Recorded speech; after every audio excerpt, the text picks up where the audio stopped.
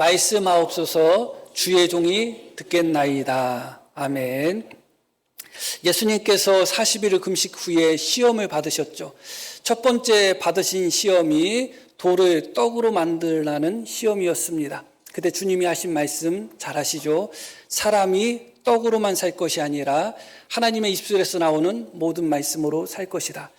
이 말씀이 어디에 나오는 말씀이냐면 신명기에 나오는 말씀이에요. 신명기 8장 한번 볼게요. 너를 낮추시며 너를 줄이게 하시며 또 너도 알지 못하며 내 조상들도 알지 못하던 만나를 내게 먹이신 것은 사람이 떡으로만 사는 것이 아니요 여호와의 입에서 나오는 모든 말씀으로 사는 줄을 내가 알게 하려 하심이니라. 사람이 떡으로만 사는 것이 아니라 여호와의 입으로 나오는 모든 말씀으로 사는 것을 내가 알기를 원한다. 그렇게 말씀이 나오고 있습니다.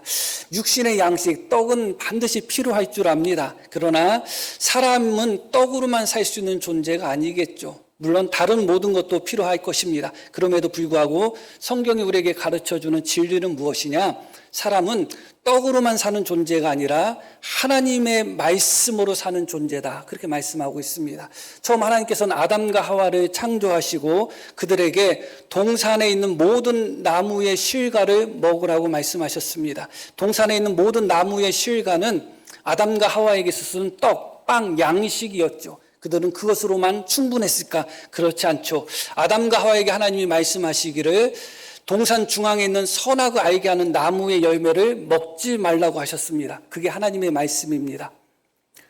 아담과 하와가 동산에 있는 과일뿐만 아니라 동산 중앙에 있는 선악을 알게 하는 나무의 열매를 먹지 말라는 그 하나님의 말씀, 그 하나님의 말씀으로 계속 살았다면 죽지 않았겠죠. 그런데 결국은 하나님의 말씀을 버린 것입니다. 선악과를 따먹지 말라. 먹는 날에는 반드시 죽을 것이라는 그 하나님의 말씀으로 살아야 되는데 그 말씀을 버리고 뱀의 말을 들었죠. 뱀의 말은 무엇이죠? 먹는 날에는 너희 눈이 밝아져서 하나님처럼 될 것이다. 너희가 그것을 먹어도 너희는 결코 죽지 않을 것이다. 하나님의 말씀은 반드시 죽을 것이다. 그러니 먹지 말라는 것입니다. 그러나 뱀의 말은 먹어도 안 죽는다. 먹으면 도리어 너희가 하나님처럼 된다. 그런 말을 한 것이죠. 결국은 아담과 하와는 하나님의 말씀으로 사는 것을 포기했습니다. 그리고 뱀의 말을 선택하여 어떻게 했죠? 선악을 알게 하는 나무 열매를 먹었습니다.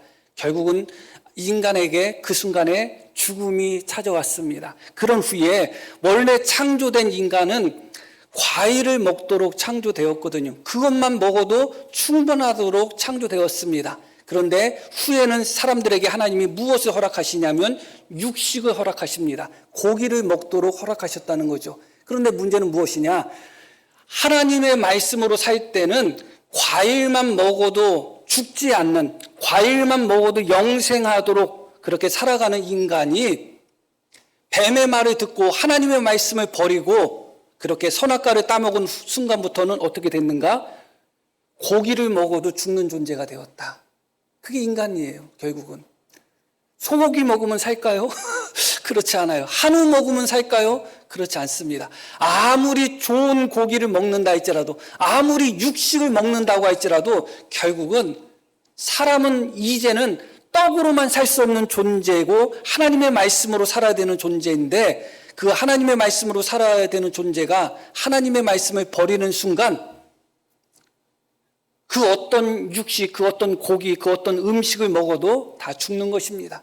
진시황처럼 불로초를 찾고 불로초를 먹는다 할지라도 세상에 어떤 양식이 불로초가 존재할 수 있겠어요?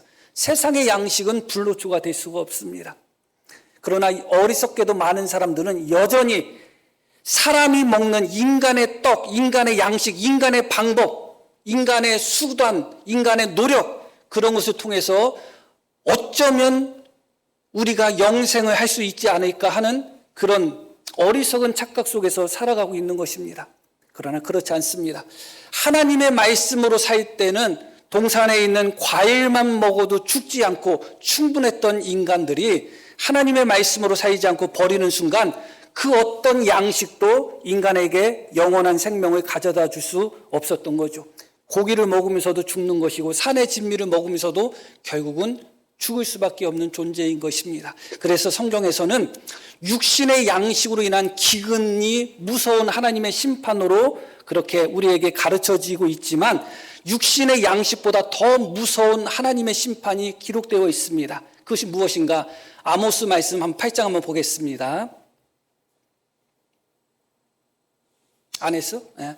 아모스 8장 11절 주 여호와의 말씀이니라 보라 날이 이를지라 내가 기근을 땅에 보내리니 양식이 없어 주림이 아니며 물이 없어 가람이 아니요 여호와의 말씀을 듣지 못한 기갈이라. 하나님의 말씀을 듣지 못한 기근을 보내실 것이다. 하나님의 말씀에 굶주리는 기근을 보내실 것이다. 이어지는 말씀 계속 봐요. 사람이 이 바다에서 저 바다까지 북쪽에서 동쪽까지 비틀거리며 여호와의 말씀을 구하려고 돌아다녀도 얻지 못하리니. 사실은 하나님의 말씀, 생명의 말씀이 되는 말씀의 기근이 육신의 양식인 빵의 기근, 떡의 기근보다도 훨씬 더 무서운 것입니다. 말씀드렸듯이 사람은 빵으로만 살 수 없는 존재고 그 빵은 사람에게 영생을 가져다 주지 못합니다. 하나님의 말씀이 생명의 말씀이고 하나님 말씀만이 우리에게 영생을 가져다 주는데 그 영생을 가져다 주는 하나님의 말씀에 기근이 찾아올 때가 있을 것이다. 지금 우리 시대는 하나님의 말씀이 넘치는 시대인지 아니면 바다에 물이 넘치지만 마실 물이 없는 것과 마찬가지로 표면적으로는 하나님의 말씀이 넘치는 것처럼 보이지만 실제로 생명의 말씀에 기근이 찾아온 시대인지 단정 지을 수는 없습니다. 말씀드렸듯이 겉으로 드러나는 현상 속에서는 하나님의 말씀이 너무너무 넘칩니다. 그런데 그것이 정말 생명의 말씀, 생수인지 먹으면 죽을 수밖에 없는 바닷물, 짠물, 동물인지 우리는 그것을 단정 지을 수는 없습니다. 그런데 지금 본문의 말씀, 오늘 말씀은 새벽에 사무엘서를 우리가 다루고 있는데 3장과 4장 말씀, 전체적인 말씀을 아울러서 말씀을 드리려고 합니다. 사무엘이 하나님 앞에 부름받은 하나님께 소명받은 장면이 기록되는데 사무엘이 하나님 앞에 부름받을 때 어떤 상태였는가를 보여주고 있는 말씀이 3장 1절에 나옵니다. 아이 사무엘이 엘리 앞에서 여호와를 섬길 때에는 여호와의 말씀이 희귀하여 이상이 흔히 보이지 않았더라. 하나님의 말씀의 기근까지는 아니었지만 하나님의 말씀에 기근이 가까울 정도의 시대가 사무엘 시대였다. 여호와를 섬길 때 여호와의 말씀이 희귀했다. 드물었다. 콩을 심었는데 가뭄에 여기저기 한두 개 콩 나는 듯이 하나님의 말씀, 하나님의 계시가 희귀했던 시대였다. 그러고 하나님의 이상, 하나님이 꿈이나 환상이나 등등을 통해서 하나님께서 보여주시는 하나님의 이상이 잘 보이지 않던 때였다. 그렇게 말씀이 나옵니다. 사무엘이 엘리 앞에서 하나님을 섬기던 바로 그때, 사무엘이 하나님 앞에 부름받고 소명받을 때 바로 그때는 어떤 때였는가? 말씀의 기근이 찾아오려고 했던 때였다. 어떤 의미에서 이미 말씀의 기근이 찾아온 때일 수도 있었겠다. 그렇게 생각이 드는 겁니다. 하나님의 말씀이, 하나님의 계시가, 하나님의 이상이 희귀하고 흔히 나타나지 않았다. 그때 하나님이 사무엘을 부르신 겁니다. 아이 사무엘을 불렀습니다. 대충 몇 살쯤 됐을 것이다. 그렇게 추측은 하지만 아이 사무엘이 몇 살 됐다고 단정 지을 수는 없겠죠. 그러나 중요한 것은 어른은 아니었다. 그 정도로만 이해하면 될 것 같습니다. 말씀이 희귀한, 계시가 희귀한, 하나님의 이상이 흔히 나타나지 않는 그때에 하나님이 어린 사무엘에게 나타나셔서 어린 사무엘에게 말씀을 주십니다.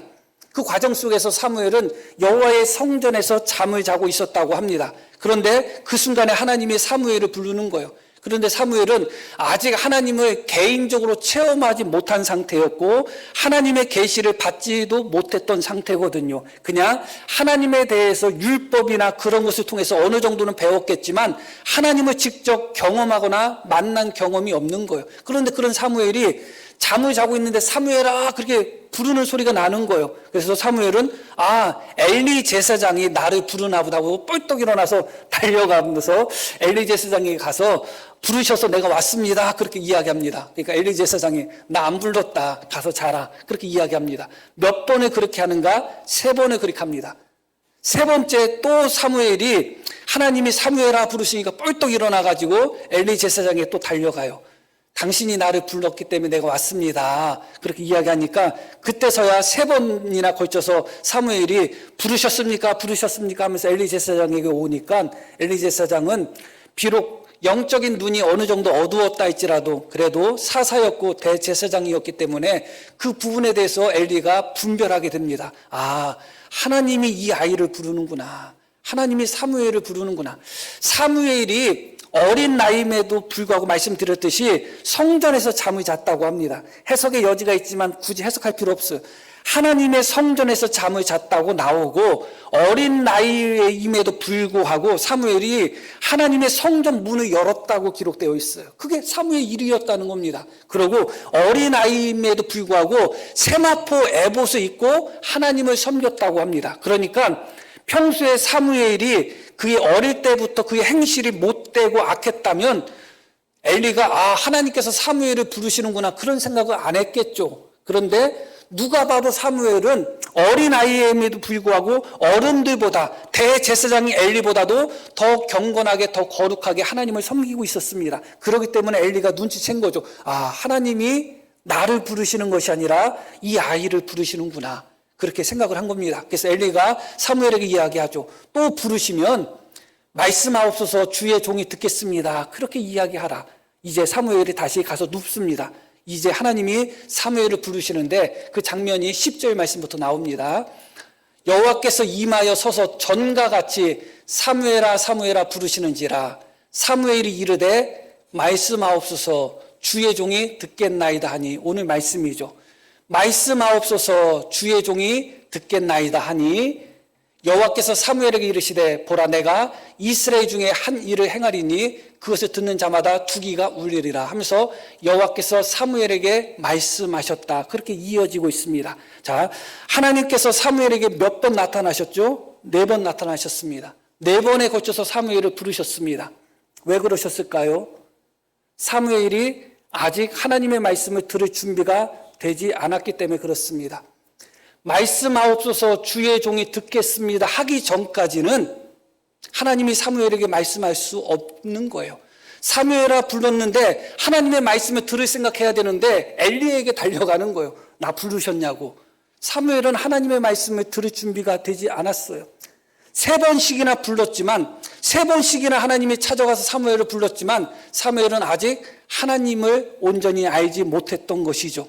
그러나 비로소 사무엘이 말씀하옵소서 주의 종이 듣겠습니다 그렇게 응답하는 순간 하나님께서 사무엘에게 말씀하신 것입니다. 하나님의 말씀은 그냥 들려오는 것이 아니에요. 여기 계신 분들 중에서도 하나님 앞에서 말씀하옵소서 주의 종이 듣겠습니다 하는 심정으로 하나님의 말씀을 듣는 자에게는 하나님의 말씀이 틀림없이 들려올 것입니다. 그러나 그런 마음의 자세가 없고 그런 마음의 준비가 없고 그냥 오늘 주일인데 가서 앉아있자 목사가 어떤 말 하는지 드러나 보자 그 정도의 마음을 갖고 있다면 그 누구도 하나님의 음성을 들을 수가 없는 겁니다. 하나님이 직접 말씀하신다 할지라도 말씀하옵소서 주의 종이 듣겠습니다 하기 전까지는 하나님은 사무엘에게 말씀할 수가 없었던 겁니다.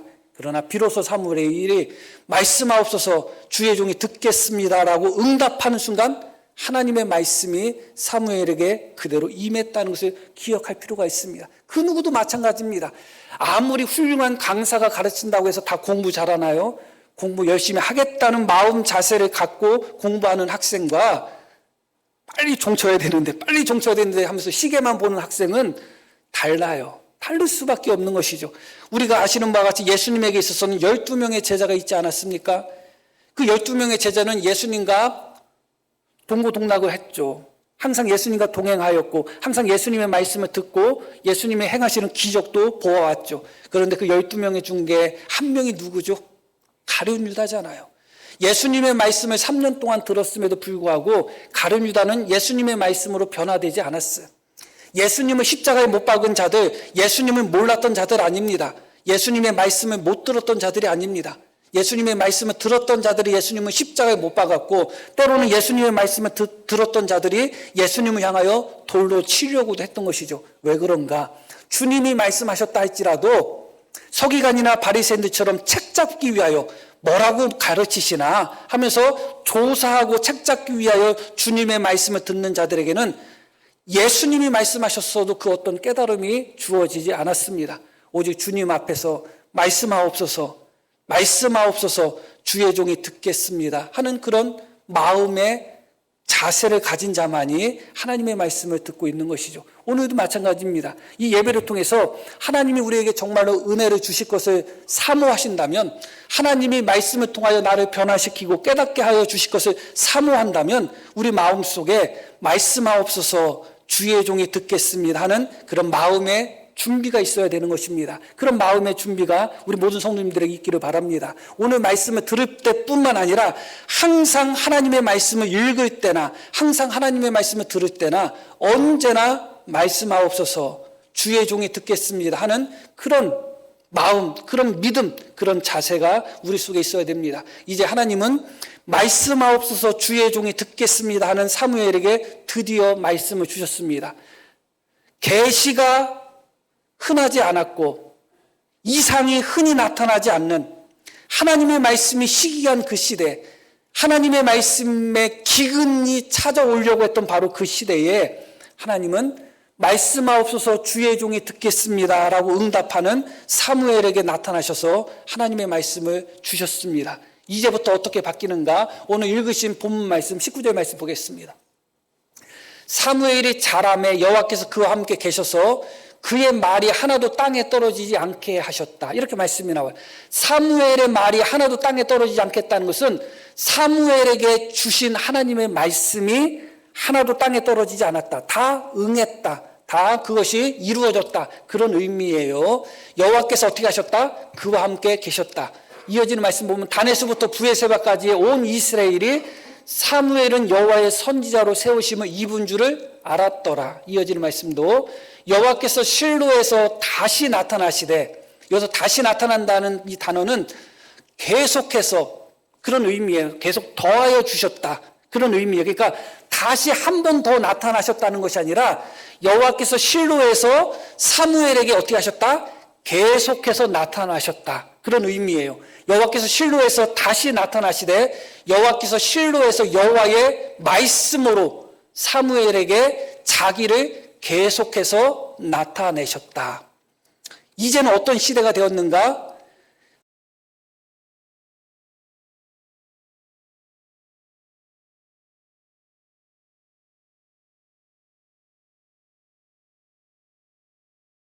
터져 나오는 시대가 된 것입니다. 더 이상 하나님의 말씀이, 하나님의 계시가, 하나님의 이상이 희귀한 때가 아니라, 드문드문 나타나는 시대가 아니라 이제 사무엘을 통하여 하나님의 말씀이, 하나님의 계시가 흘러 넘치는 때가 되었다. 그래서 어떻게 되었다고? 사무엘을 통해서 하신 하나님의 모든 말씀이 하나도 땅에 떨어지지 않았다. 이스라엘 모든 백성들은 사무엘이 하나님의 선지자로 세움받은 것을 알았다. 사무엘이 실로에 거하는 동안에 하나님께서는 실로에 거하는 사무엘에게 날마다 계속해서 나타나셔서 그에게 말씀을 주셨다, 그렇게 말씀이 나옵니다. 그런 후에 4장으로 넘어가게 됩니다. 4장 1절 말씀 보겠습니다. 사무엘의 말이 온 이스라엘에 전파되니라, 이렇게 한마디로 요약하고 있습니다. 그런 후에 이어지는 말씀이 이스라엘은 나가서 블레셋 사람들과 싸우려고 에베네셀의 곁에 진을 치고 블레셋 사람들은 아벡에 진쳤더니 블레셋 사람들이 이스라엘에 대하여 전열을 벌이니라. 그 둘이 싸우다가 이스라엘이 블레셋 사람들 앞에서 패하여 그들에게 전쟁에서 죽임을 당한 군사가 4,000명 가량이라, 이렇게 말씀이 이어지고 있습니다. 블레셋과 이스라엘 간의 전쟁이 시작이 되었습니다. 그런데 그들이 사무엘에게 혹은 사무엘을 통하여 하나님의 뜻을 묻는 장면이 나오지 않아요. 이 장면부터 계속해서 사무엘은 등장하지 않아요. 사무엘이 어떤 사람이라고 말씀드렸죠? 그의 말이 하나도 떨어지지 않았고 하나님은 사무엘과 함께 계셨고 하나님께서 계속해서 사무엘에게 하나님의 말씀을 더하셨다고 말씀이 나옵니다. 그럼에도 불구하고 민족의 운명이 달려있는 전쟁을 하는 데 있어서 이스라엘 백성들은 사무엘에게 그 어떤 조언도 요청하고 있지 않아요. 말씀이 시기하고 계시가 흔히 나타나지 않고 하나님의 이상이 나타나지 않는 그 시대였음에도 불구하고 하나님은 사무엘을 보내셔서 이제는 하나님의 말씀이 온전히 드러나는 시대가 되었어요. 그런데도 이스라엘 백성들의 삶의 방식, 신앙의 방식은 여전히 하나님의 말씀이 시기했던 바로 그때, 하나님의 말씀과 계시가 흔히 나타나지 않던 그때의 삶의 방식 그대로 살아가고 있는 것입니다. 하나님의 말씀을 받은 선지자가 거기 있잖아요. 그의 말이 하나도 떨어지지 않는 선지자가 거기 있잖아요. 하나님이 사무엘을 통해서 하나님께서 말씀하시잖아요. 그러면 전쟁을 앞두고서 사무엘을 통해서 하나님의 뜻을 알았어야 되죠. 물어봤어야 되죠. 그러나 하나님의 계시와 하나님의 말씀이 사무엘을 통해서 터져 나옴에도 불구하고 이스라엘 백성들은 여전히 계시가 흔히 나타나지 않았던 때의 삶의 방식과 신앙의 방식을 그대로 고수하고 있는 것입니다. 어떤 이들은 그렇게 이야기하는 분들이 있어요. 아유, 우리 목사님 설교 너무 못한다, 설교 못한다. 우리 교회 지금 얘기하는 게 아니에요. 들을 게 없다 해요. 그런데 목사님이 바뀌었어. 그래서 들을 게 있는 목사님으로 바뀌었어. 그런데도 성도들의 삶은 하나도 안 변하는 거예요. 계시가 없고 말씀이 없고 이상이 없던 시대에 계시가 없고 말씀이 없고 이상이 없어서 그들이 방자하게 살았다고 생각할 수도 있습니다. 그런데 이제는 하나님께서 사무엘을 통해서 계시를 주고 말씀을 주시잖아요. 그럼 바뀌어야죠. 그런데도 여전히 하나님이 사무엘을 통해서 말씀을 주심에도 불구하고 말씀을 의지하지 않고 계시를 의지하지 않고 하나님을 의지하지 않고 자기들이 하고 싶어 하는 대로 살아가는 이들의 삶의 방식과 신앙의 방식은 전혀 바뀌지 않았어요. 그래서 그들은 하나님께 묻지 않습니다. 사무엘에게 묻지 않습니다. 그냥 전쟁을 하는 거예요. 어떻게 됐다고 말씀이 나와요? 4,000명이 그 전쟁에서 죽음을 맞이했다고 나옵니다. 4,000명이면 적은 숫자는 아닐 것입니다. 이제 이스라엘 백성들이 1차 전쟁에서 패배한 후에 돌아옵니다. 그러면 어떻게 해야 되죠? 그들의 잘못됨을 깨달아야 되잖아요. 이어지는 말씀도 계속 볼게요. 백성이 진영으로 돌아오매 이스라엘 장로들이 이르되 여호와께서 어찌하여 우리에게 오늘 블레셋 사람들 앞에 패하게 하셨는고. 그들이 이제 생각하는 겁니다. 왜 하나님께서 우리에게 승리를 주시지 않았나? 왜 우리가 블레셋 사람들에게 패배할 수밖에 없었나? 하면서 그들이 생각해낸 것이 무엇이냐? 여호와의 언약궤를 실로에서 우리에게로 가져다가 우리 중에 있게 하여 그것으로 우리 원수들의 손에서 구원하자 하니, 이에 백성이 실로에 사람을 보내어 그룹 사이에 계신 만군의 여호와의 언약궤를 거기서 가져왔고 엘리의 두 아들 홈리와 비나스는 하나님의 언약궤와 함께 거기 있었더라. 그들이 이제 왜 우리가 블레셋 사람들에게 졌지? 하나님이 왜 우리에게 패배를 안겨주셨지? 그렇게 생각하고 거기에 대한 그들의 해답은 무엇이었는가? 여호와의 언약궤를 모셔와야 되겠다였습니다. 여호와의 언약궤는 어디에 있다고요? 실로에 있습니다. 이 말씀 속에서 3절 4절에 실로라는 말씀이 3절에도 나오고 4절에도 나옵니다. 실로에 있는 여호와의 언약궤를, 실로에 있는 여호와의 언약궤를 가서 가져오자. 그게 백성들의 해결책이었습니다. 결국은 어떻게 되었는가? 언약궤를 모시고 온 후에 오히려 블레셋 사람들이 더 힘을 내가지고 이스라엘 백성들을 물리쳤는데 3만 명이나 죽임을 당했습니다.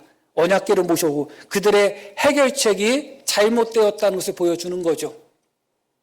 뿐만 아니라 언약궤도 빼앗기게 되는 아주 참담한 현실을 경험하게 되고 실로 성소도 무너지게 되었습니다. 제가 왜 실로를 자꾸 강조하는가? 실로에는 여호와의 언약궤만 있는 것이 아니었어요. 그게 중요한 겁니다. 성경에서 왜 실로라는 단어가 반복됐는지를 생각해 보셔야 돼요. 자, 3장 21절 말씀 봅니다. 여호와께서 실로에서 다시 나타나시되, 사무엘에게 계속해서 실로에서 나타나시되 여호와께서 실로에서 여호와의 말씀으로 사무엘에게 자기를 나타내셨다. 실로라는 단어가 2번 연속 나오죠. 2번 연속 나올 필요가 없어요. 그리고 실로라는 장소가 굳이 나올 필요도 없어요. 그런데 2번 연속 실로에 있는 사무엘에게, 여호와께서 실로에 있는 사무엘에게 말씀을 주셨고 실로에 있는 사무엘에게 여호와께서 나타나셨다는 말씀이 2번 연속 나오고 있는 것입니다.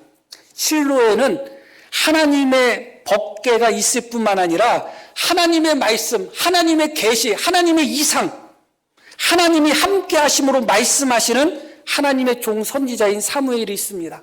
그러면 어떤 결론이 나와야 돼요? 우리가 실로에 있는 하나님의 사람, 하나님의 선지자인 사무엘에게 가서 하나님의 뜻이 무엇인지를 묻자 해야 되는데, 이들이 생각한 건 뭐예요? 실로에 있는 언약궤를 가져오자는 겁니다. 하나님의 말씀을 선포하는 선지자가 아니라 말하지 못하는 언약궤, 자기들 마음대로 이렇게 가져가면 이렇게 가져갈 수 있고 저렇게 가져가면 저렇게 가져갈 수 있는 언약궤를 그들은 선택한 것입니다. 이게 어리석음이죠. 사무엘 말이 하나도 땅에 떨어진 것이 없었고, 하나님께서는 사무엘과 함께 하셔서 계속해서 그에게 말씀과 계시를 주셨음에도 불구하고 이제는 하나님의 말씀이 더 이상 희귀한 때가 아니고 하나님의 말씀이 더 이상 기가리고 기근인 때가 아니라 사무엘을 통해서 하나님의 말씀이 터져 나오는 때임에도 불구하고 이스라엘 백성은 끝까지 사무엘을 통한 하나님의 말씀을 의지할 생각하지 않아요. 말씀드렸듯이 여전히 그들의 삶의 방식은 하나님의 말씀이 없었을 때, 하나님의 계시가 시기할 때, 하나님의 이상이 흔히 보이지 않았을 때, 그때의 삶의 방식과 전혀 달라지지 않아요. 하나님의 말씀이 흘러넘치고 하나님의 계시가 나타나면 그때부터는 하나님의 말씀에, 하나님의 계시에 의지해 살아야 되지 않겠어요? 그런데 하나님은 사무엘을 보내셨고 사무엘을 통해서 드디어 하나님의 계시의 말씀을 주셨는데도 불구하고 이스라엘 백성들은 여전히 계시가 없던 시대, 말씀이 없던 시대, 그 시대의 삶의 방식을 그대로 고수하고 있는 것입니다. 그것이 우리의 가장 부족함이고 연약함이 아닌가 생각합니다. 목사를 통해서 하나님이 얼마만큼의 은혜를 끼쳐야지 우리의 삶이 바뀔까요? 그게 우리의 착각인 것입니다. 물론 목사가 하나님의 말씀을 더 잘 전하고 더 그 말씀을 통하여 더 많은 은혜를 끼치는 것은 당연하고 더 좋은 일일 것입니다. 그러나 하나님의 계시가 없고 하나님의 말씀이 없었던 때와 사무엘을 통해서 하나님의 계시를 주고 하나님의 말씀을 주셨을 때의 때와 이스라엘 백성들의 삶의 방식은 하나도 안 바뀌었어요. 결국은 안 바뀌었어요.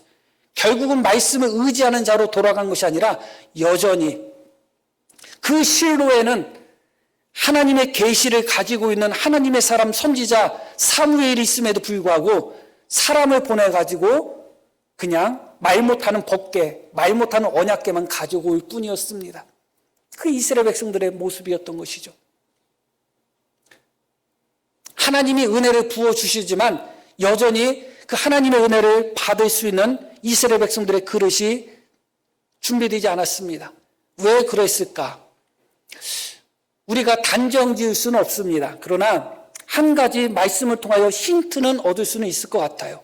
왜 하나님께서 사무엘을 통하여 그렇게 계시를 주시고 말씀을 주시고 그럼에도 불구하고 여전히 이스라엘 백성들은 사무엘을 선지자로 인정하면서도 왜 사무엘을 의지하지 않았을까? 왜 그 말씀을 의지하지 않았을까?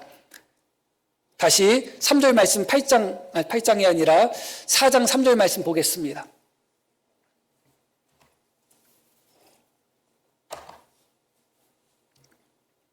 백성이 진영으로 돌아오매 이스라엘 장로들이 이르되, 이렇게 말씀이 나오죠. 장로는 이스라엘 백성들의 지도자인데 말 그대로 노인들, 나이 먹은 사람을 의미합니다. 그래서 이스라엘 백성들의 장로는, 우리는 장로가 우리 교단은 35살 이상이면 장로거든요. 그래가지고 장로하면 예전에는 나이 있는, 연세가 좀 있는 분들을 생각하니까 30대, 40대의 장로가 되면 아유 왜 이렇게 장로님이 젊냐 그렇게 하죠. 근데 여하튼 장로는 늙은 사람이라는 의미예요. 노인이라는 의미거든요. 그런데 그런 동시에 이스라엘 백성들의 지도자를 또 장로라고 일컫습니다. 그런데 여기에 장로라는 단어가 나오고 있습니다. 뭐 나올 수도 있겠다 그렇게 생각할 수도 있겠죠. 그런데 3장부터는 어떤 단어들이 많이 나오느냐면 사무엘을 향하여 어린 아이라는 단어가 많이 나와요.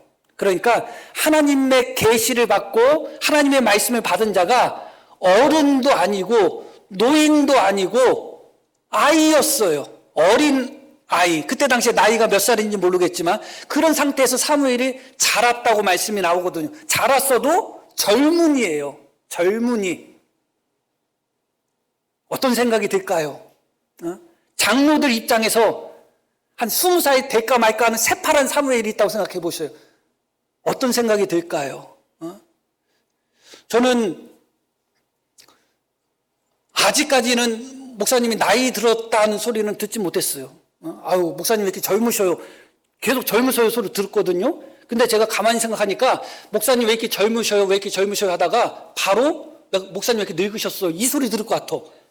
목사님 마침 맞으세요. 그 소리는 못 들을 것 같아. 젊던지 늙던지 그럴 것 같아. 그냥 그런 생각이 들어요. 왜 이렇게 젊으세요, 목사님? 아유, 우리 아들뻘도 안 되네? 아, 왜 이렇게 젊으세요, 목사님? 내 조카뻘도 안 되네? 그런 소리 듣다가, 아유, 목사님 왜 이렇게 늙었어요? 아이고, 우리 아버지보다 더 늙었네? 그 소리 들을 것 같은 생각이 들어요. 제가 왜 그 말씀을 하는가? 제가 단정 짓는 것은 아니라고 말씀드렸어요. 그러나 이것이 성경에서 우리가 유추할 수 있는 부분이고 이것을 우리가 인정한다면 8장으로 넘어가 보겠습니다. 8장에 어떤 말씀이 나오느냐? 이렇게 말씀이 나와요. 이스라엘 모든 장로가 모여. 여기 또 장로가 나오죠. 바로 이어서 장로라는 단어가 4장에 한 번 나오고 8장에 한 번 나오는 거예요. 그런데 뭐라고 나오냐? 이스라엘 모든 장로가 모여 남아있는 사무엘에게 나아가서 그 얘기를 해. 보소서 뭐라고 해요? 보소서 당신은 늙고 당신의 아들들의 행위를 따르지 아니하니 당신은 늙어서 안 되겠다는 거예요. 이제는 모든 나라와 같이 우리에게 왕을 세워 우리를 다스리고서 한지라.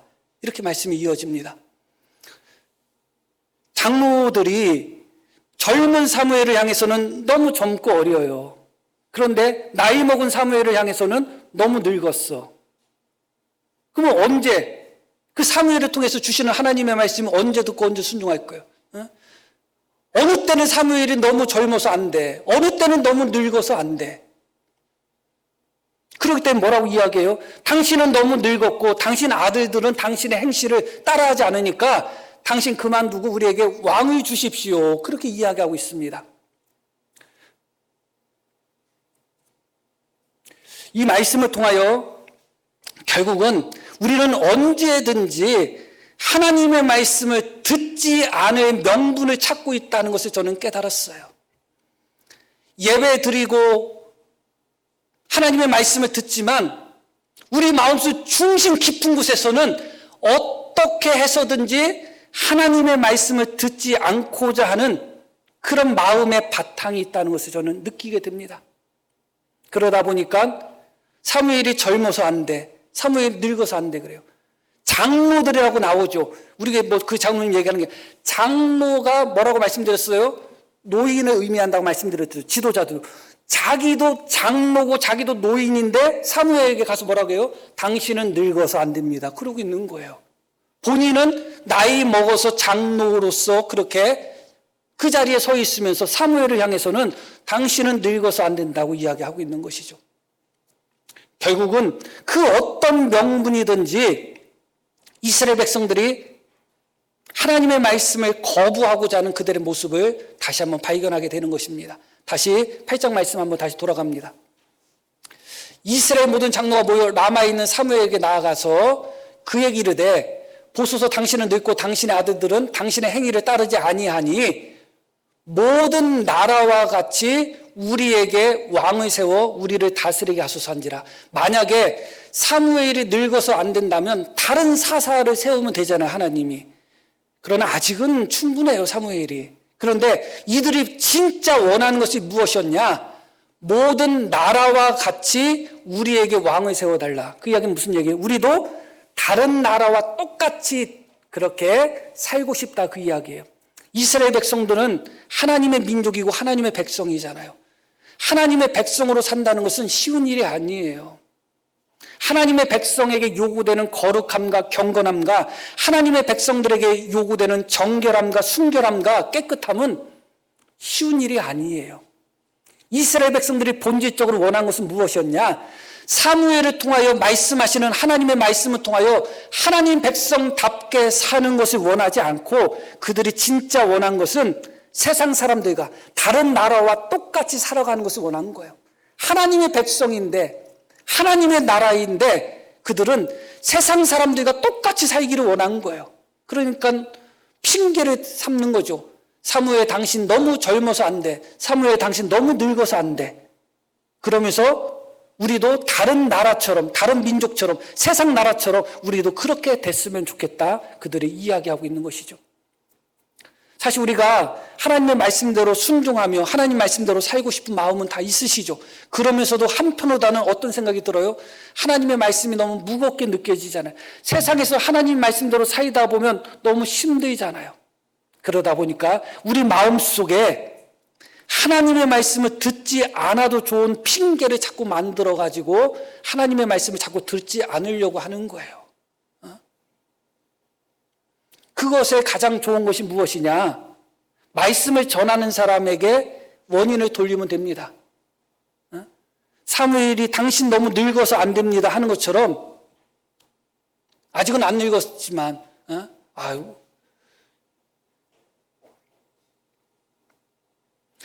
어떤 이유든 목사가 하나님 앞에서 하나님의 말씀을 전하는 데서 부족하다면 목사가 하나님 앞에서 반드시 책임져야 될 것입니다.